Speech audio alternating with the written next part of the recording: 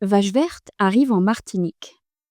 Après avoir passé quelques jours inoubliables avec Fred, le petit cochon nageur et chanteur sur son île des Caraïbes, Vache verte embarqua à nouveau sur le voilier avec ses amis marins. Prochaine escale, la Martinique. Après plusieurs heures de navigation, Vache verte se fit déposer par ses amis marins sur une plage bordée de cocotiers et baignée par une eau turquoise. Ils se dirent au revoir avec émotion et promirent de se revoir un jour pour rendre visite à Fred ensemble. En arrivant sur la plage, Vache verte fit tout de suite deux nouvelles rencontres. Le premier s'appelait Sancho, un panda tranquille au sourire tendre, allongé dans un hamac entre deux palmiers. Le second, majestueux et tout doux, c'était Pato, un éléphant qui dessinait des spirales dans le sable avec sa trompe. Bonjour, dit Vache verte. Vous êtes en vacances? Oui, et on vient de très loin, dit Pato. Sancho raconta. On a grandi ensemble et on a beaucoup voyagé. Le plus incroyable, c'est quand on vivait dans une réserve en Namibie, entouré d'animaux libres et heureux. Pato ajouta avec un sourire.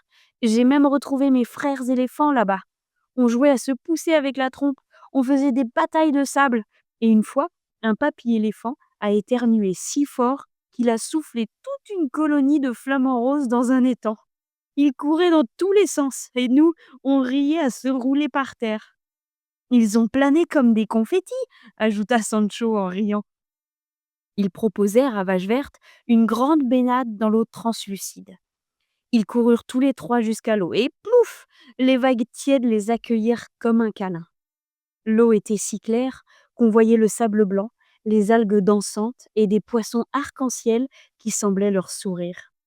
Autour d'eux nageaient des poissons multicolores qui brillaient comme des bijoux, et même une tortue majestueuse qui passa si près que Vache verte aurait pu la chatouiller du sabot.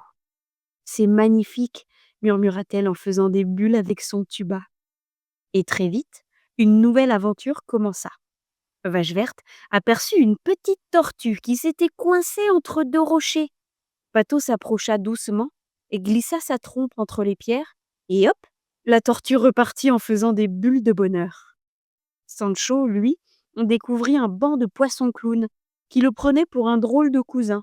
Ils se mirent à le suivre en file indienne comme s'il était leur modèle. Pato plongea pour montrer à Vache verte comment il faisait des ronds géants dans l'eau avec sa trompe. Regarde, ça fait une fontaine sous-marine. Vache verte essaya de faire pareil avec son museau, mais elle éternua tellement fort qu'un poisson-ballon gonfla de surprise et s'envola comme un ballon de baudruche. À un moment, Sancho leur montra un coquillage étrange au fond de l'eau. En s'approchant, ils découvrirent qu'un petit Bernard l'ermite y faisait sa sieste. Vache verte lui murmura. Désolé de te déranger, Bernard. C'est juste que ta maison est vraiment trop mignonne. Ils rigolèrent doucement pour ne pas réveiller le locataire. Puis, plus tard, tous les trois s'allongèrent à moitié dans l'eau, les yeux vers le ciel, écoutant le bruit des vagues et les rires des enfants sur la plage. C'était une sacrée baignade, souffla Sancho. Oh oui, répondit Vache verte en souriant. Magnifique. Plus tard, en s'allongeant sur la plage tiède, elle confia. Moi, j'ai rencontré qu'un seul éléphant dans ma vie. Un immense, en bois, qui souffle de l'eau et se promène à Nantes. On l'appelle le grand éléphant. Il est mécanique, mais drôlement impressionnant. Pato ouvrit grand ses yeux. Un éléphant? En bois? Oui, il m'a même arrosé avec sa trompe. C'était un moment magique. Ils rirent, un peu étonnés, et surtout tout émerveillés. Puis, alors que le soleil se couchait doucement sur la mer, les trois amis s'endormirent à même le sable, bercés par les vagues, les étoiles au-dessus d'eux et des souvenirs plein le cœur.